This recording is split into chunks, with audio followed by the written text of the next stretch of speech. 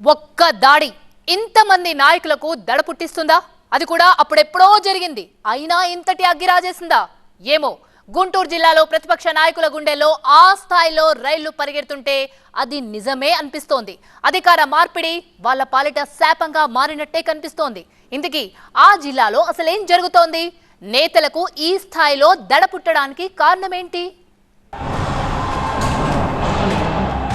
ఒక్క దాడి, ఒక్క దాడి, అప్పుడెప్పుడో జరిగిన దాడి ఇప్పుడు జిల్లానే షేక్ చేస్తోంది. వైసీపీ నేతల గుండెల్లో గుబులు పెట్టిస్తోంది. గత వైసీపీ ప్రభుత్వ హయాంలో టీడీపీ కేంద్ర కార్యాలయంపై జరిగిన దాడి పొలిటికల్ ప్రకంపనలు సృష్టించింది. అయినా సరే అధికారం వైసీపీది కాబట్టి వైదీస్ అనడం ప్రత్యర్థులకు సాధ్యం కాలేకపోయింది. కానీ కాలం గిర్రున 5 ఏళ్లు తిరిగేసరికి వైసీపీ అటు టీడీపీ ఇటు పొలిటికల్ గా ప్లేసులు మార్చేసుకున్నాయి. ఎన్డీఏ కూటమి అఖండ మెజార్టీతో అధికారంలోకి రావడంతో టీడీపీ ఆఫీస్పై దాడి కేసు ఇప్పుడు అంతకు మించి అన్నట్లుగా రాజకీయాల్ని దడదడలాడిస్తోంది. ముఖ్యంగా ఆనాటి దాడి కేసులో నిందితుల విషయంలో తాజా ప్రభుత్వం వ్యవహరిస్తున్న తీరు ప్రకంపనలు సృష్టిస్తోంది.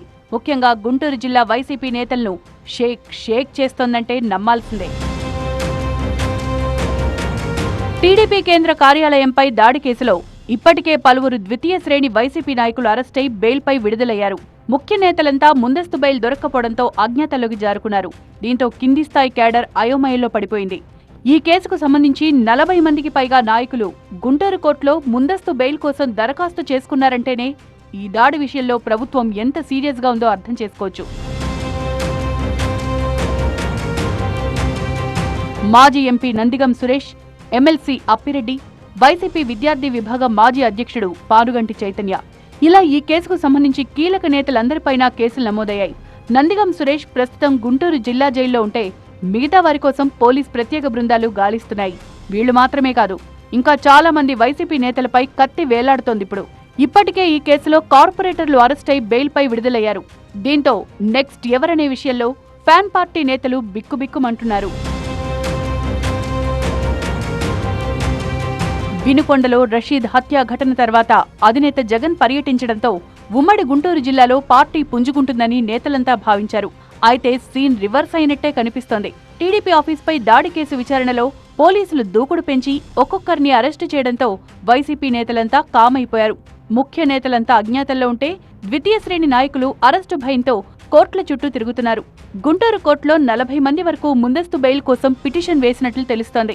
ఇప్పటికే ఈ కేసులో గుంటూరు జిల్లాకు సంబంధించి 20కి పైగా అరెస్టులు జరిగాయి. దాడి ఘటనలో మొత్తం 100 మంది పాల్గొన్నట్లు సీసీ ఫుటేజ్ ద్వారా గుర్తించిన పోలీసులు ఒక్కొక్కరిని వేటాడుతున్నారు. దొరికిన వారిని దొరికినట్టు అరెస్ట్ చేస్తున్నారు. దర్యాప్తులో భాగంగా మరికొంతమంది పేర్లను సైతం ఈ కేసుకు జత చేస్తున్నారు.